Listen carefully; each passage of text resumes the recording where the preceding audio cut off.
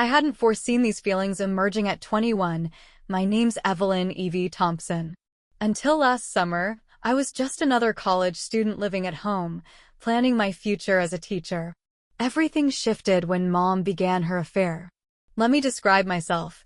I'm 5 feet 7 inches, with naturally wavy chestnut hair cascading past my shoulders, green eyes mirroring Dad's, and an athletic build from years of swimming. Growing up, I was always closer to my father than my career-driven, reserved mother, Victoria Thompson. My dad, Charlie Thompson, at 45, still turned heads with his rugged good looks, 6'2", lean muscle from running his construction company, strong jawline shadowed with salt and pepper stubble, and those piercing green eyes I inherited. One fateful morning, I descended the stairs in my usual sleep shorts and tank top, hair disheveled from bed, to find Dad at the kitchen island, engrossed in the newspaper, a travel mug of coffee beside him. "Morning, Daddy," I mumbled, shuffling towards the coffee pot. His workspace scent, a mix of sawdust and spicy cologne, filled my nose, and something fluttered in my belly. Every Sunday morning followed this comfortable routine. Dad made his famous blueberry pancakes while I perched on the counter beside him, legs swinging, as we chatted about everything and nothing. Charlie, Victoria's voice cut through our easy banter. She was extending her conference again. We both knew she was with her young associate, Daniel. 3 months ago, we'd caught them, but she didn't know we knew. Since then, Dad had been devastated but remained quiet for my sake, strengthening our bond. One evening, after a challenging day at the construction site, I gave him a shoulder massage. His muscles were like steel under my fingers, and the low groans of relief he made stirred something deep within me. "God, Evie," he sighed, "what would I do without you?" The question hung heavy with unspoken meaning. My hand stilled on his warm skin as heat bloomed across my cheeks. When he turned to look at me, his familiar green eyes were dark with an emotion I'd never seen before. Mom began noticing changes when she was actually home. One night, we were laughing over dinner, Dad and I sharing private jokes about our latest Netflix binge, and I caught her watching us, her perfectly manicured nails tapping against her wine glass. "When did you two get so close?" she asked, voice dripping with forced casualness. I was curled up next to Dad on the couch, his arm draped casually over my shoulders. "Mom, we've always been close," I defended, feeling a blush creep across my cheeks at the memory of how naturally I'd slid onto his strong thighs that afternoon, and how his hand had rested on my hip to steady me. The tension grew thicker when Dad started attending my swim practices, watching me from the stands with pride in his eyes. The breaking point came during a rare family dinner. Dad was telling a story about work, and I finished his sentence, a habit we'd developed lately. Mom's fork clattered against her plate. "This is inappropriate," she snapped at Robert. "She's acting more like you're." She paused, her voice trailing off as she looked between us, realization dawning in her eyes. I hadn't anticipated these feelings surfacing at 22. My name's Harper Sterling. Until last summer, I was just another college student living at home, pursuing a future in journalism. Everything shifted when Mom started her affair. Let me describe myself. 5 feet 8 inches with wavy auburn hair falling past my shoulders, hazel eyes like Dad's, and an athletic build from years of playing soccer. Growing up, I was always closer to my father than my ambitious, detached mother, Elizabeth Sterling. My dad, Alex Sterling, at 46, still commanded attention with his handsome features, 6'1", lean muscle from running his architecture firm, strong jawline stubbled with silver, and those captivating hazel eyes I inherited.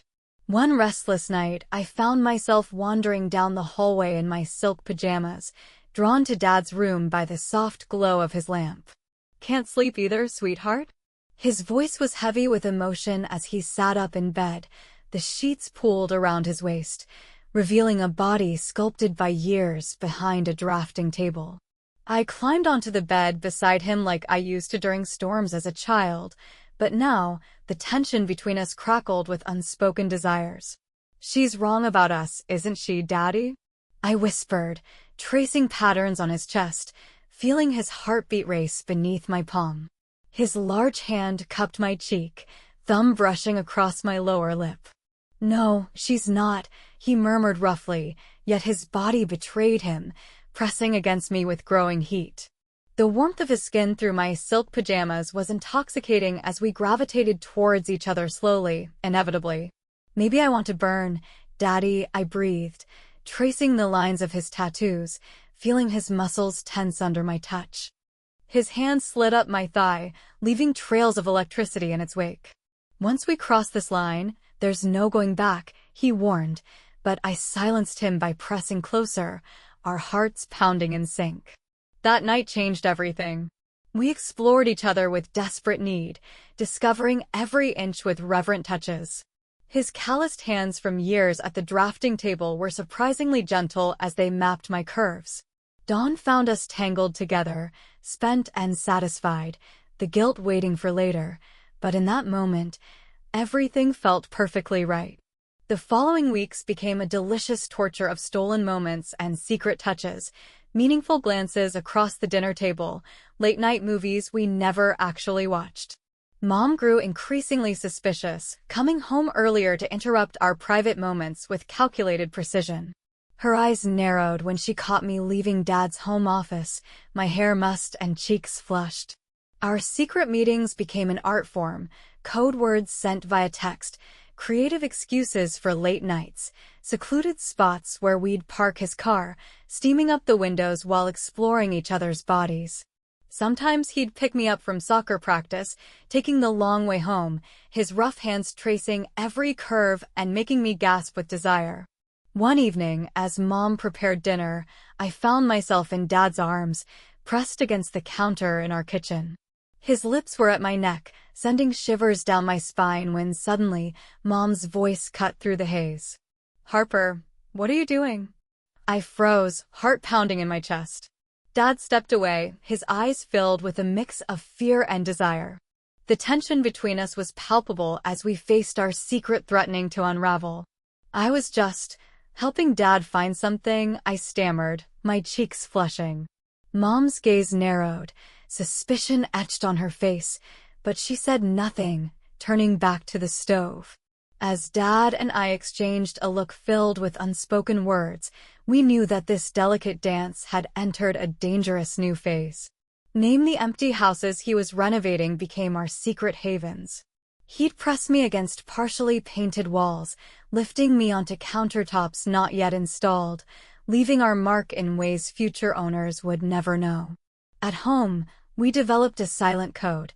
A certain look across the table meant, "Meet me in the garage in 5. A casual hand brush while doing dishes promised a late-night visit. Dad's workshop became our favorite spot. The workbench served multiple purposes.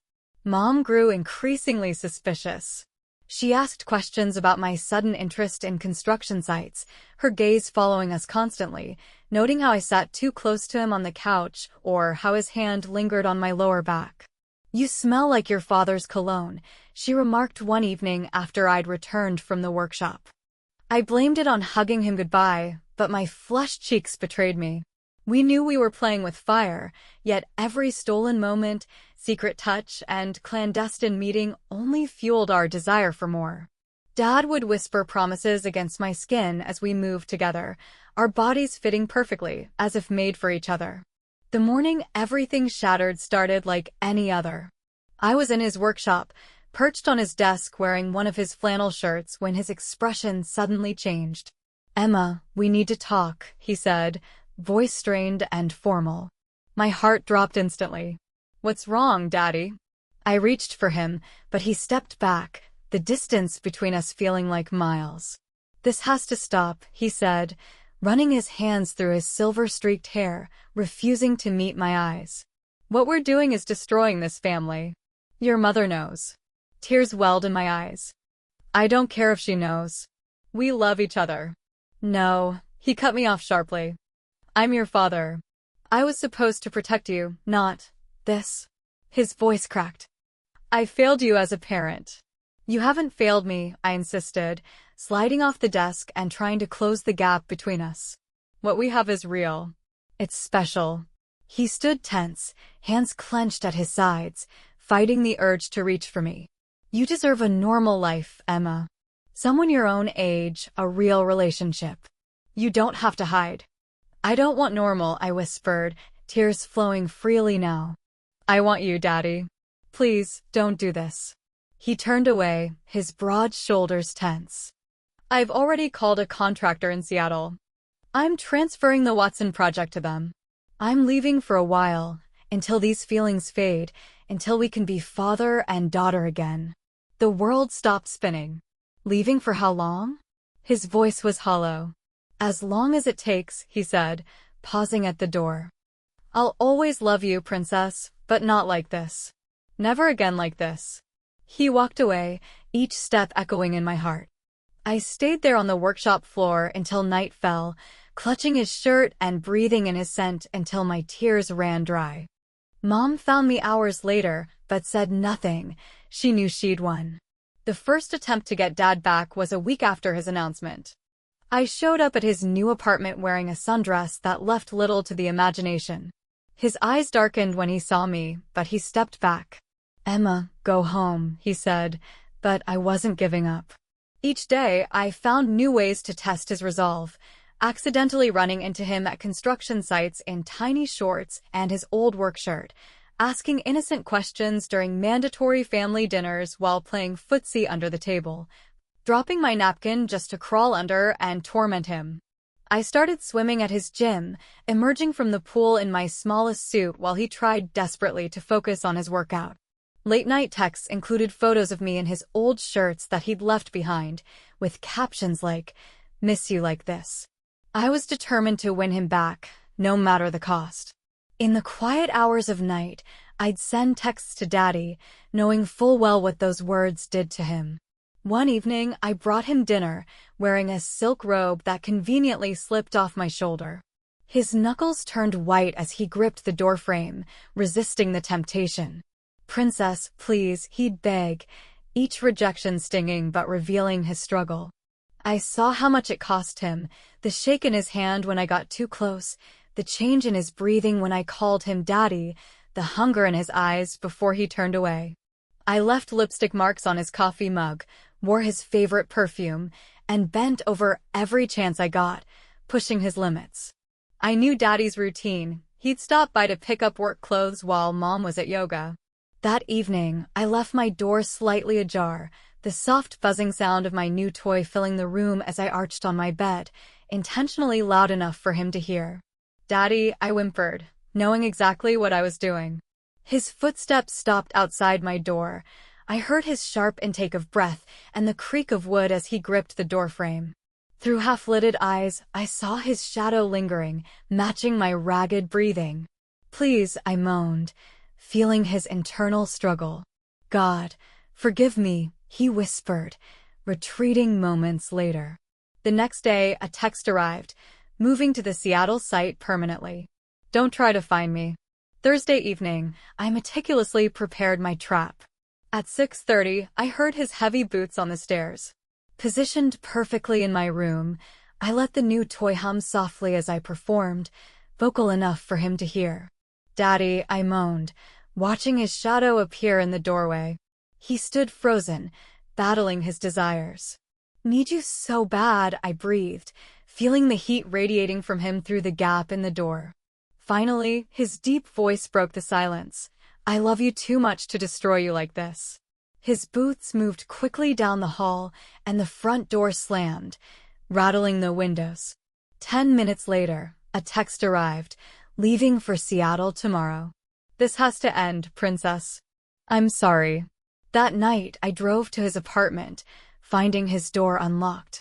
Standing shirtless in the dim kitchen, Daddy's muscles tensed as I approached. "Just let me say goodbye properly, Daddy," I whispered, sinking to my knees before him. His resistance crumbled as I gazed up with pleading eyes. "We shouldn't," he groaned, but his hands found my hair, guiding me as I showed him just how much I'd miss him. The taste of him was intoxicating. I took him deeply, desperately. "Oh God, princess," he moaned, fingers tightening in my hair as his breathing grew ragged. I hummed in satisfaction as he lost control, finally giving in to the desires we both knew were wrong. But in that moment, nothing else mattered, only our love, forbidden and intense. In the heat of passion, I held on to him, moving my hips in rhythm as he neared his peak. With a final thrust, he cried out my name like a sacred incantation. Tasting every drop of him, I rose slowly, kissing him deeply so that he could savor our moment together. "Now you'll never forget me," I whispered against his lips before leaving. An hour later, his text arrived.